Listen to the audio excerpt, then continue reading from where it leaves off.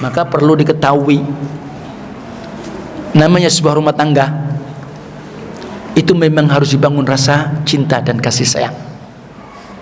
Akan tetapi ketika kecintaan kita dan kasih sayang kita kepada istri dan anak-anak kita tidak boleh menghalangi kita menegur ketika dia melakukan kesalahan dan dosa.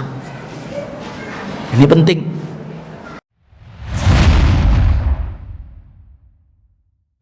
Pada kesempatan malam hari ini insyaallah kita akan melanjutkan pembahasan hadis dari kitab Al-Jami' dari kitab Bulughul Maram min Adillatil Ahkam tentang kafarat dosa ghibah.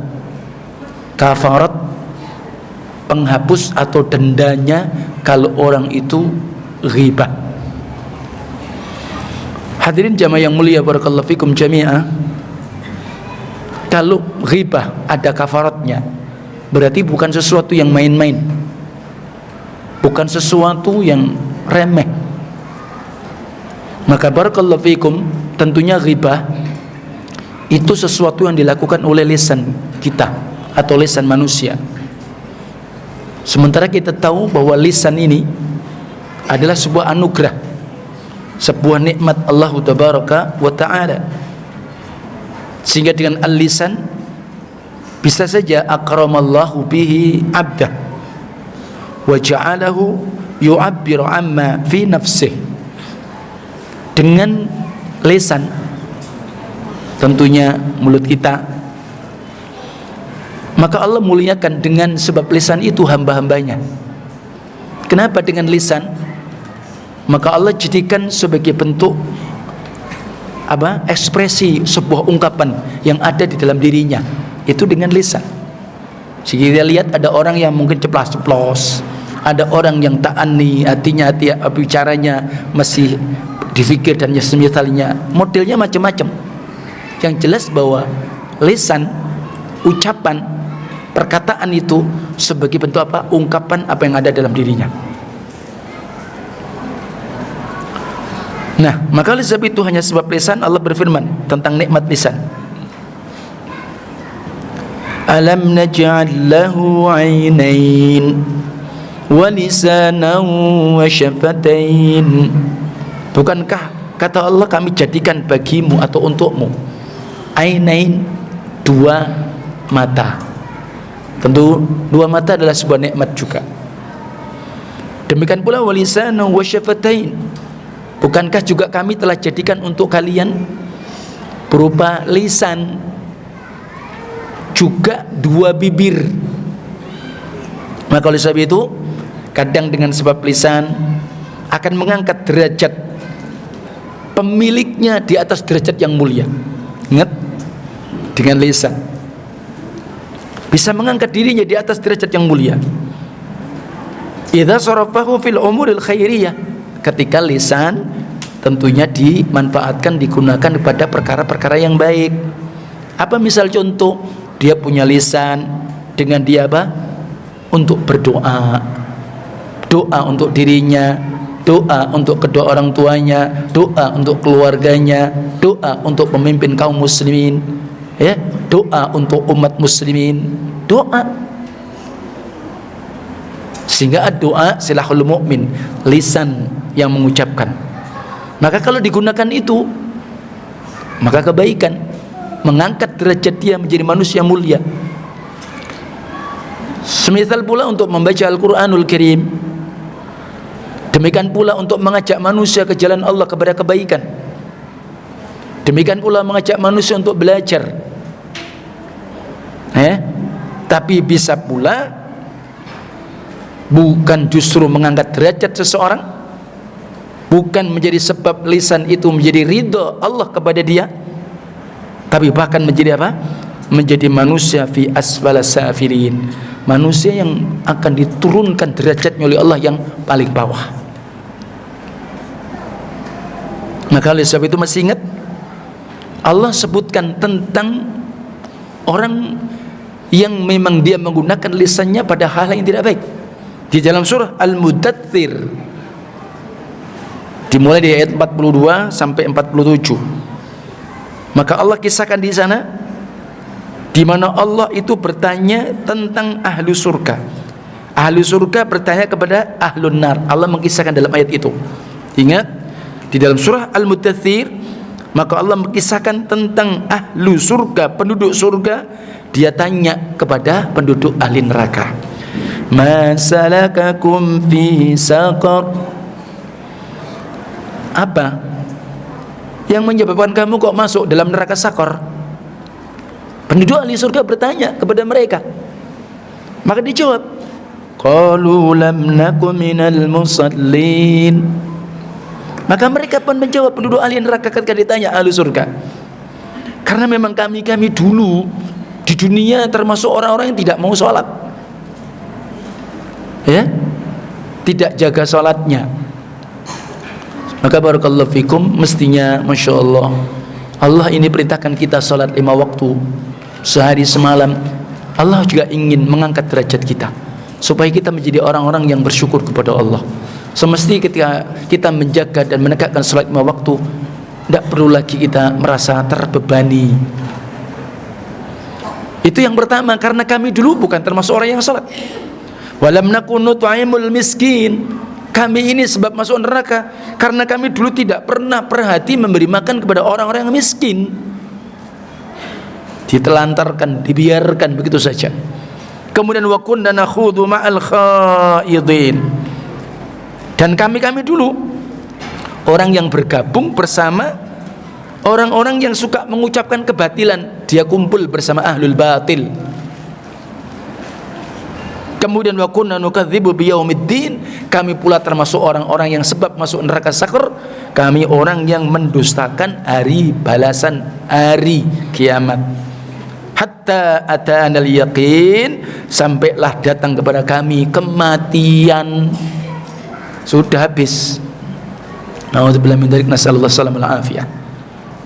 Ini di sana wajhud dilalah minal ayah haitsu ja'alal khawt minal asbab.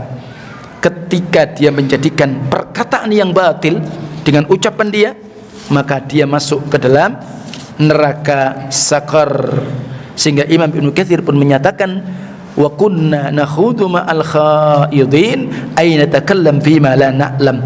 Kalau dia suka atau kami karena ngomong yang kami tidak tahu ilmunya. Nah, ini bahaya juga ini. Imam Qatadah mengatakan, kullama ghawa ghawin ghawaina ma'ah.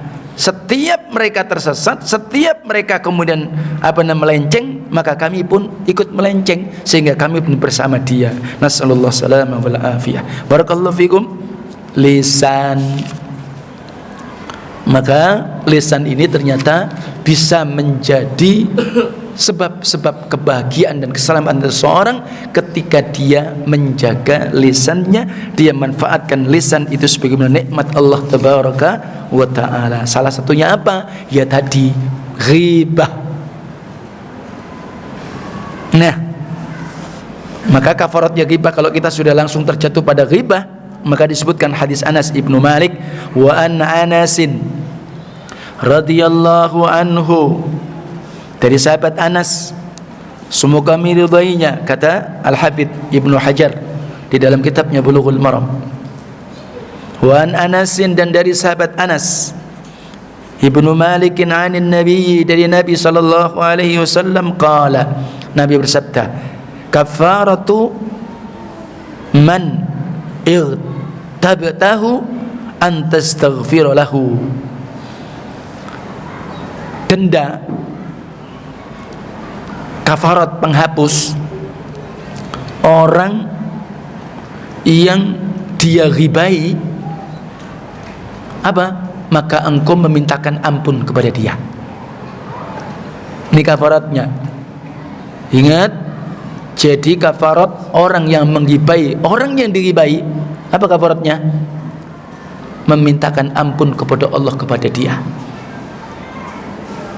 Disebutkan memang rawahu Al-Harith Ibnu Abi Usamah bisanadin dha'if. Kata Al-Hafidz Ibnu Hajar bahwa diriwayatkan Harith Ibnu Abi Usamah dengan sanad yang lemah. Dengan sanad yang lemah. Karena bahwa fi isnadihi an Sabah ibnu Abdurrahman wa huwa matruk. Apa yang dicantumkan oleh Al-Hafidh dengan sanad yang lemah, maka ternyata juga ada di antara para ulama pun mentakhrij hadis ini. Dalam kitab Faidul Qadir, memang ini juga diriwayatkan dari Imam Ibnu Abi Dunya dari sahabat Anas. Imam As-Suyuti mengisyaratkan akan kesahihannya. Imam yang lain mengatakan sahih, Imam Suyuti. Namun Ibnu Jauzi menganggap itu palsu. Tetapi Imam Ibnu Jauzi dibantah oleh Imam Suyuti dan mengatakan bahwa Imam Baihaqi sanadnya dhaif, dan Iraqi menghukumi hadis ini sebatas dhaif saja, tidak sampai seperti apa yang disebutkan Ibnu Jauzi. Imam As-Sakhawi dalam Al-Maqasid Al-Hasanah, meski hadis ini dhaif namun mempunyai syawahid, penguat-penguat hadis yang sahih lainnya. Kalau hadis ini saja memang kalau terpaku dengan hadis ini maka memang fihi dha'af.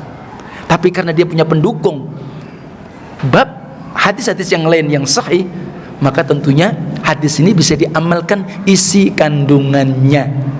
Tapi kalau hadis dhaif dijadikan menjadi hujah hukum, tidak boleh, tidak bisa. Tapi ketika hadis itu diamalkan makna kandungannya karena didukung dengan riwayat-riwayat yang sahih, maka hadis itu bisa diamalkan dari sisi makna dan apa yang terkandung di dalamnya. Bisa dipahami? Jadi seperti itu. Baik.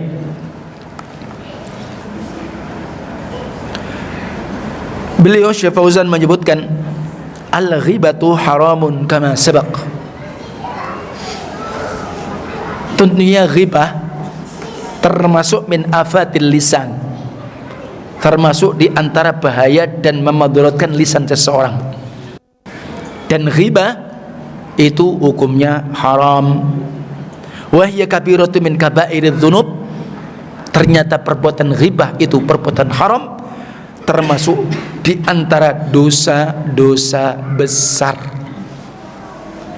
Jadi jangan anggap remeh sehingga teranggap dosa besar.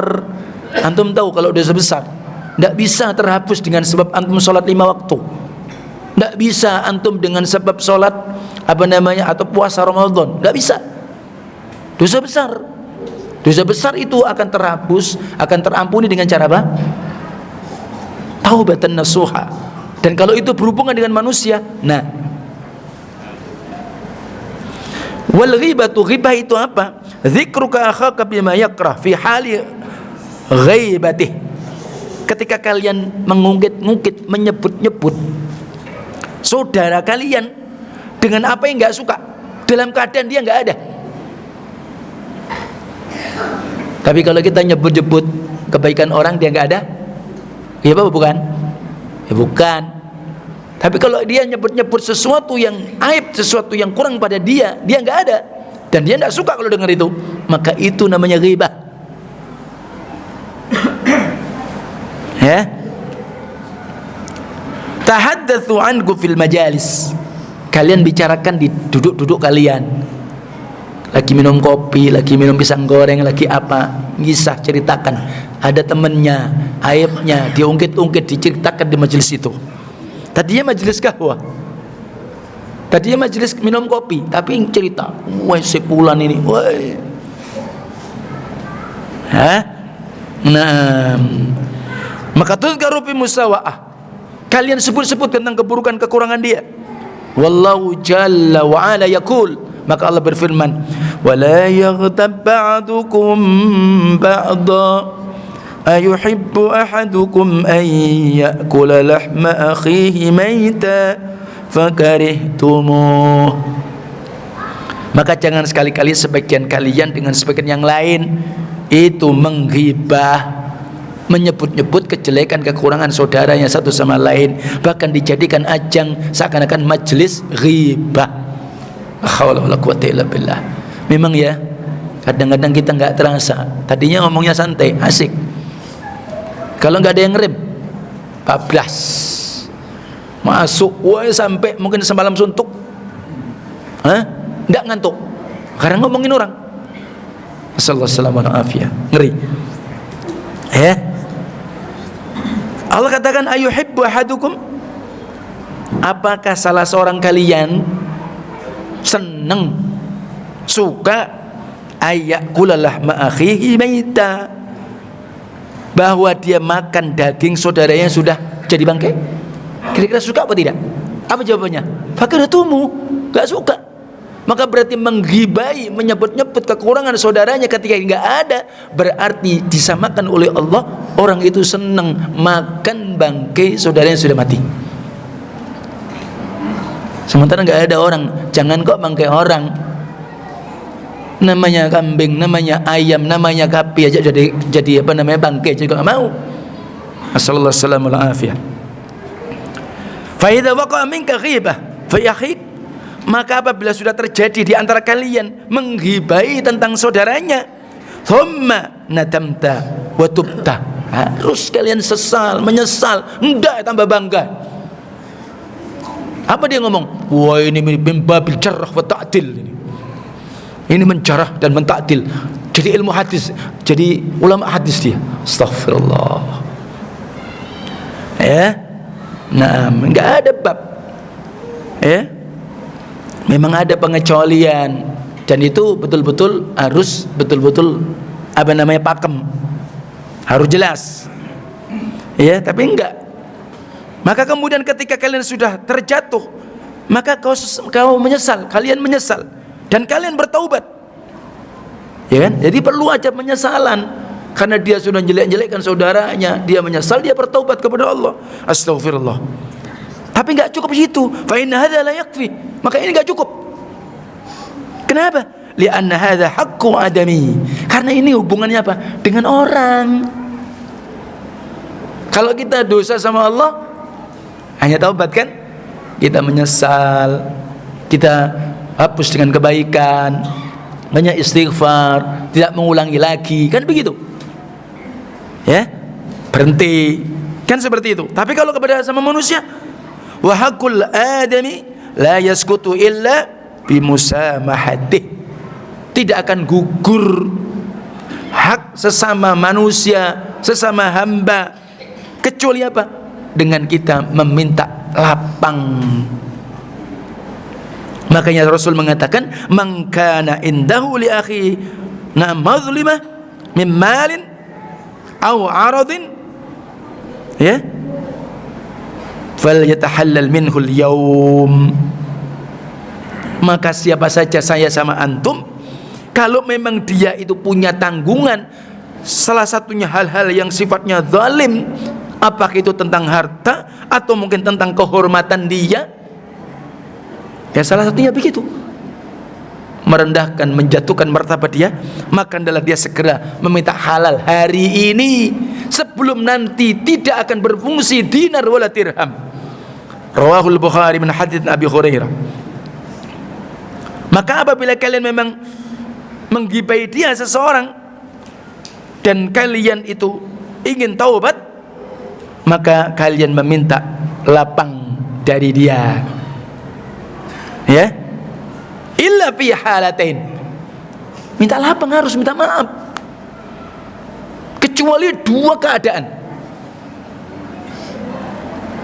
Kalau dia sudah mati, pertama keadaannya al-halatul ula idza mata. Gimana kalau orang kita ghibai sudah meninggal? Sudah meninggal dia, kita belum sempat minta maaf, kita belum sempat untuk apa? Dilapangkan, kita belum sempat mengembalikan apa yang pernah kita ambil. Udah kubur meninggal dia. Ini penting ini. Au idza raha wala taqdiru ala talabil samaha al-musamahah minhu. Jadi apabila ada kelapangan tapi tidak mampu untuk meminta dilapangkan, maka bagaimana? Hadza tastaghfirullah wa tuthni alaihi fil majalis allati ightabtahu fiha. Maka kalian meminta ampun kepada dia. Ya Allah, ampuni dosa-dosa dia. Itu yang pertama. Itu yang pertama, karena dia sudah meninggal. Antum minta ampunkan kepada Allah, ya Allah ampuni dosa si fulan, ampuni pula saya ya Allah, aku dulu pernah menjatuhkan martabat dia, saya pernah begini, pernah mengambil hartanya. Ya, kalau memang masih ada dan kita punya kemampuan dan ternyata itu, ya kita kembalikan kepada ahli waris dia. Kemudian kita pun puji dia, kita sanjung dia di majelis di mana ketika kita dulu pernah menjatuhkan martabat dia. Harus begitu. Artinya apa? Jadi seperti kita memperbaiki, kita sebutkan kebaikan dia. Itu keadaan pertama kalau sudah meninggal dengan dua opsi. Pertama apa tadi? Memintakan ampun kepada Allah dia. Yang kedua apa?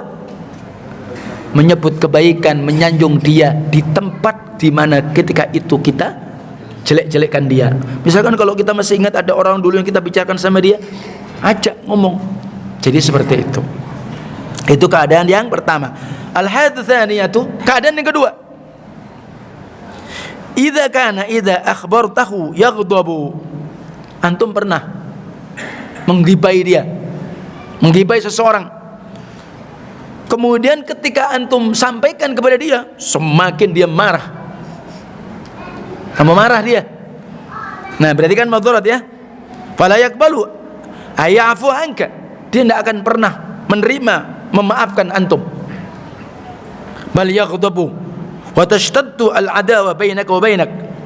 Bahkan semakin marah, permusuhannya semakin dahsyat. Ya naudzubillah min dzalik ya. Yang mestinya nggak pantas seperti itu, tapi bisa jadi terjadi. Namanya manusia, punya latar belakang background macam-macam. Ya enggak kan? Mestinya kan memang berat betul memaafkan orang yang salah sama kita, itu lebih berat dibanding ketika kita salah minta maaf kepada orang.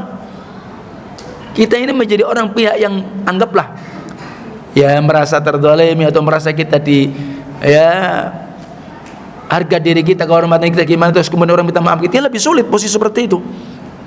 Kadang-kadang CM juga. Alhamdulillah min dzalik ya. Nah, maka apa? Fadarul mafasid muqaddam, maka menolak kerusakan tentu lebih didahulukan. Tadinya apa? Kita meminta maaf, kita kabarkan aku dulu begini, tapi ternyata apa tadi? Kondisinya dia akan semakin apa? Marah. Permusuhannya semakin dahsyat. Maka dihindari, berarti kita enggak minta maaf. Dalam arti apa? Oh, kita undur, kita tarik dulu. Kenapa? Dalam kaidah darul mafasid muqaddamun alal jalbil masalih. Menolak kerusakan lebih didahulukan dibanding ketika kita ingin mendapatkan apa? Kebaikan. Fa fi hadhil halah, keadaan seperti ini, tastaghfiru lahu wa tusni alaih. Kita memintakan ampun dia dan kita apa? Nah, memuji, menyanjung dia. Jadi seperti itu, ingat, ini di antara kafarat yang disebutkan. Ya, kafarat yang disebutkan. Nah,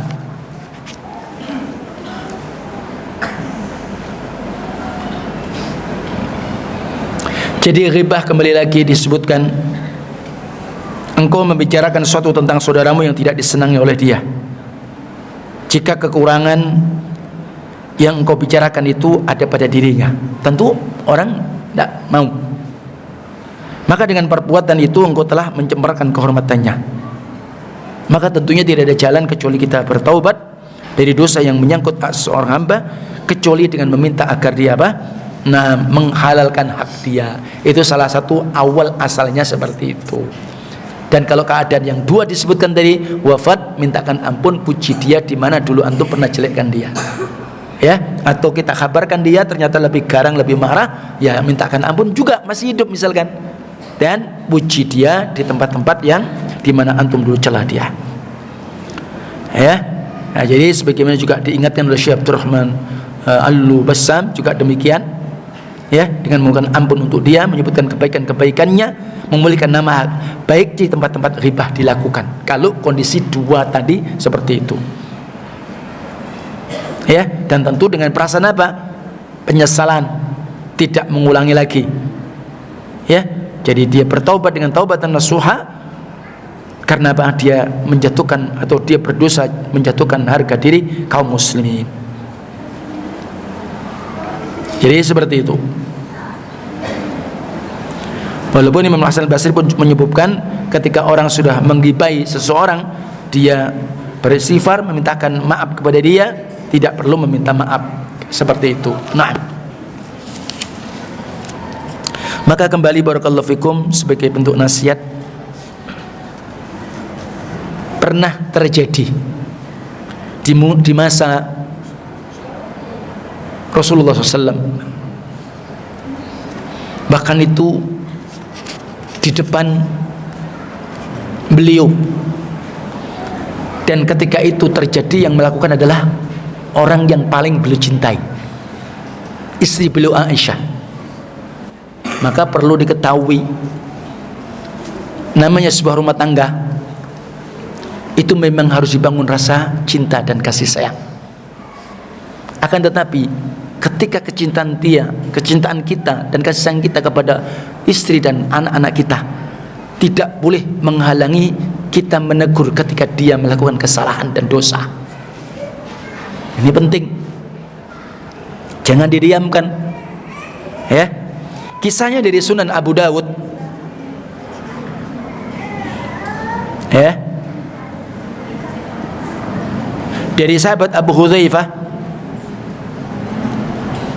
Pernah Aisyah ini ceritanya cemburu sama madunya, sama istri Rasul yang lainnya. Yang beliau cemburu dengan siapa? Sofiyah bintu Huyai. Pacarnya manusiawi ya, wajar. Rasa cemburu itu pasti ada. Kalau tidak ada cemburu, wah berat itu. Nah, jadi seperti itu. Tapi kalau yang cemburu buta, yang berat, berlebihan, namanya melampaui batas, itu tidak boleh. Nah, Aisyah mengatakan, ya Rasulullah, hasbuka min Safiyah kadza wa kadza. Qala ahadur ruwat ta'ni qasirah. Ya Rasul, sebenarnya cukup untukmu Safiyah itu loh. Nah, jadi Rasul gitu, Safiyah itu loh, orangnya loh pendek. Bayangkan. Kira-kira kalau Sofia dengar, kira-kira marah apa enggak? Suka apa tidak? Ya enggak suka dong. Pasti balas dari namanya perempuan. Dasar yang mungkin saja naudzubillah min dzalik. Awas ibu-ibu ya. Ya sudah, sabar, jangan dulu dibalas. Ribut nanti. Ketika Rasul mendengar perkataan Aisyah tentang Sofia, istri beliau, yang lainnya, apa Nabi diamkan? Faqala Nabi sallallahu alaihi wasallam, laqad qulti kalimatun law muzijat bima'il bahr la muzijathu. Wahai Aisyah, istriku yang paling kucintai. Aisyah itu istri beliau yang, kalau dibanding siapa istri yang paling cintai, ya Aisyah, dibanding yang lain-lain. Tapi Rasul enggak diamkan. Wahai Aisyah, sungguh engkau telah mengucapkan sebuah ucapan kalimat, andai kata ucapanmu yang kotor itu, ucapanmu yang jelek itu ya, dicampur dengan air laut tercemar, jadi kotor. La haula wala quwwata illa billah. Sampai begitu, bayangkan. Padahal hanya bilang apa tadi? Hasbuka ya Rasulullah, ya, hasbuka ya Rasulullah min Safiyah kadza wa kadza. Hanya begitu. Nah, kenapa? Karena itu masalah kehormatan. Sehingga Allah ciptakan ada orang yang tinggi, ada orang yang pendek, ada yang kemudian gemuk, ada yang kurus, macam-macam. Ya. Jadi seperti itu. Maka dosa dan bahaya sekali ketika seseorang itu terus-menerus membicarakan tentang aib tadi. Bahkan Rasulullah SAW pernah mengkisahkan ketika beliau di-mi'rajkan oleh Allah. Ingat, di-mi'rajkan oleh Allah. Maka beliau melewati suatu kaum. Kaum tadi adfaru min nuhas yakhmishuna wujuhahum wa sudurahum. Faqultu man haula'i ya Jibril? Qala haula'i alladhina ya'kuluna luhuman nas wa yaqa'una fi a'radihim Wal hadits sahih Sunan Abu Dawud dari Anas bin Malik. Jadi ketika Rasul Mi'raj lewat ada kaum dia itu kukunya ternyata apa? Dari nuhasin, tembaga. Tembaga, antum tahu ya tembaga? Semacam ya tajam. Kuku. Kalau kuku kita ya kuku biasa saja kita juga kadang-kadang sakit untuk juyit, betul enggak? Iya, tapi kuku ini digambarkan tamsil di situ. Ketika Rasul di-mi'rajkan, ada satu kaum yang ternyata kuku-kukunya itu dari tembaga.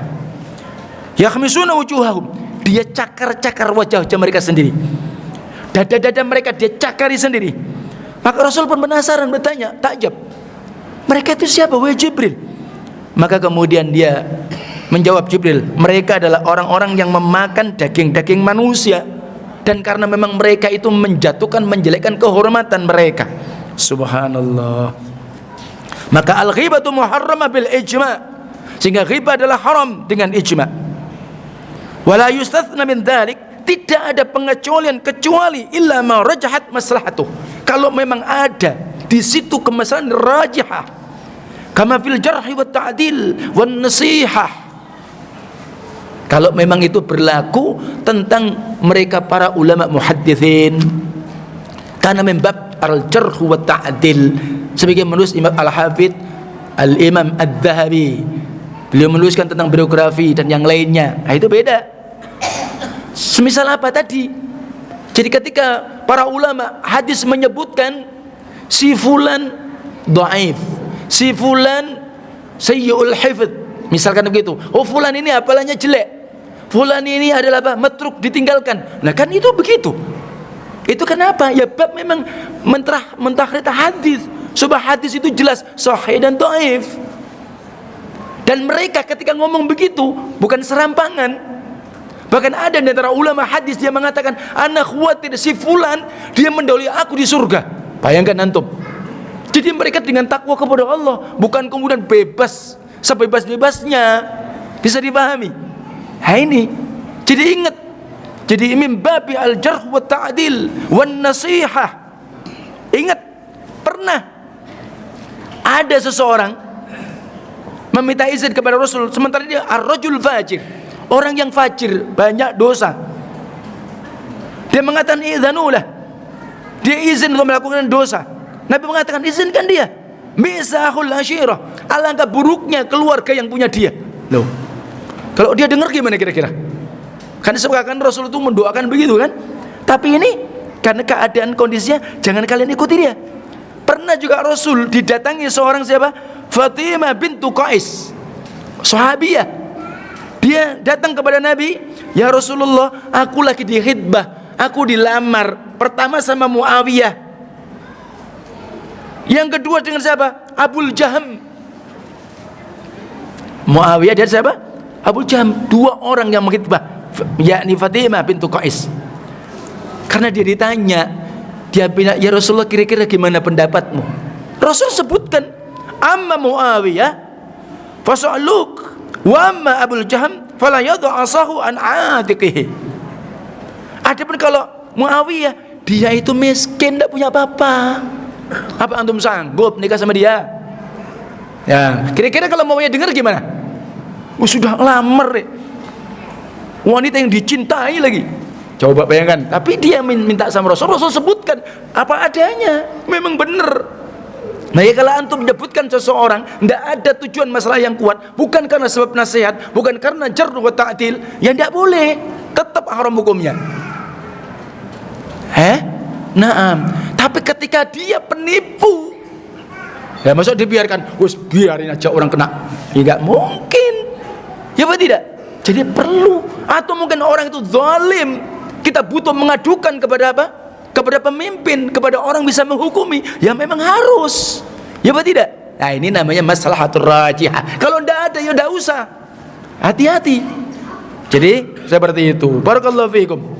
Jadi Rasul mengatakan, apapun Muawiyah, dia itu miskin. Adapun Abul Jaham, dia itu orang yang suka mukul. Nah, pilih di.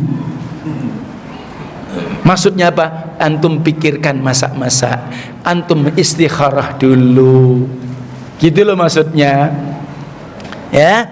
Nah, dan barakallahu fikum, ini disebutkan wa kadza majra dzalik thumma baqiyat ala tahrim syadid. Kalau tidak ada maslahat rajihah dan nasihat, maka jelas tetap haramnya itu sangat.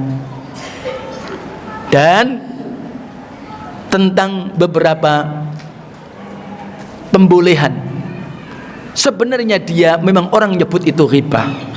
Adzam itu sesuatu yang buruk, tapi laisa bighibah. Itu disebutkan oleh siapa? Oleh Al-Imam As-San'ani dalam kitab Subulus Salam. Antum juga bisa lihat di dalam kitab Riyadhus Shalihin oleh Imam An-Nawawi rahimahullah dan beberapa para a'imah yang lain. Jadi kalau misalkan apa, dia mengadukan kezaliman seseorang tuh, kemudian apa, untuk mudah orang itu dikenali, si fulan hati-hati, memberi peringatan, menampakkan memang dia fasik, meminta fatwa kepada orang pemberi fatwa, Rasul termasuk, dan kemudian meminta tolong untuk menghilangkan kemungkaran dia, dan itu dalam kitab Subulus Salam. Baik, jadi itu barakallahu fiikum. Ya, jadi kalau itu enggak ada yang demikian disebutkan oleh syariat di pengecualian tadi, maka tetap namanya ghibah. Jadi misal ada orang kok memahami, mengajarkan sesuatu dengan ucapan yang salah, ya kita perlu sampaikan dengan ilmiah, dengan ilmiah. Jadi seperti itu. Kalau kita akan sebut nama langsung akan menimbulkan madarat yang lebih besar, ya kita tutup, tidak, disampaikan saja apa tentang kesalahan dia. Jadi seperti itu. Nah, jadi kalau itu masuk pada ghibah, tetap kalau dia sudah meninggal, kita mintakan ampun dia, kemudian kita sebut kebaikan dia. Jika kemudian dia masih hidup, justru kita akan kabarkan kita pernah ghibah, menyesal, tapi semakin marah, musuh sama kita, tetap kita memintakan ampun kepada dia. Bagaimana hukumnya berdakwah dengan drama? Waduh, drama, namanya drama itu kan dramatis itu enggak beneran. Ya enggak, namanya drama kan dibikin. Ada orang, wah ini dramatis ini. Nah, ada enggak? Nah ya begitu, drama ya fishy. Hati-hati, ya, hati-hati ya. Kalau tapi secara umum ya dia membuat apalah semacam mungkin pentas, tapi benar mengisahkan sahabat, ya. Tapi jangan bentuk-bentuk yang ndak, hanya sebagai kisah saja, ya. Jadi seperti itu ya. Jadi kalau itu drama pasti ada sesuatu yang syai', hati-hati, hindari dari kedustaan. Nah, ya jadi saya sampaikan tadi ya. Jadi seperti kalau drama, misalkan dia jadi peran apa begitu, terus kemudian ngelawak, lucu tapi dusta, ya tetap masuk dengan hati yang sebelumnya, ya. Nah, apakah termasuk ghibah apabila kita menceritakan keburukan seseorang di mana tujuan kita menceritakan keburukan itu agar kita berhati-hati atau tidak berkawan dengan teman kita tersebut. Contoh, karena teman kita bermudah-mudahan dalam berhutang. Tapi kalau hutang nyaur ya enggak apa-apa. Ya namanya orang hidup, mana orang enggak utang. Ya enggak? Tapi kalau sudah utangnya sudah di mana-mana, terkenal dia enggak pernah nyaur, enggak pernah bayar. Nah, ya supaya orang nanti, tadinya utang itu kan termasuk amalan kebaikan kan, termasuk amalan bir, sehingga ayat Al-Quran menyebutkan in kana dzu usratin fanadhiratun ila maisarah fa in tasaddaqu khairul lakum, kan begitu. Jika kalian jumpai saudaramu yang menghutang kepadamu, kita sebagai piutang, ternyata dia itu dalam keadaan sulit, belum bisa nyaur, padahal sudah jatuh tempo, apa perintah syariat? Fanadhiratun ila maisarah, tunda dia sampai punya kemudahan. Loh, berat. Tapi fa in tasaddaqu khairul lakum, kalau antum sedekahkan lebih baik buat antum. Waduh, berat ini kalau begitu. Syariat begitu. Jadi jangan sampai utang-utang tadi menimbulkan justru masalah besar. Nah ini, makanya kalau terjadi sudah terlalu banyak begitu, tidak apa-apa. Cuma kita tambah saja, hati-hati, si fulan harus jelas. Kapan, jangan tarsok, ntar besok, habis besoknya. Alhamdulillah min dzalik. Ya, jadi itu nggak ada masalah dalam posisi seperti itu ya. Nah, barakallahu fikum. Itu dulu insyaallah taala yang bisa sampaikan semua perkara. Wassallallahu ala nabiyina Muhammad wa akhiru da'wana alhamdulillahi rabbil alamin. Subhanakallahumma wa bihamdika asyhadu an la ilaha illa anta astaghfiruka wa atubu ilaik. Assalamualaikum warahmatullahi wabarakatuh.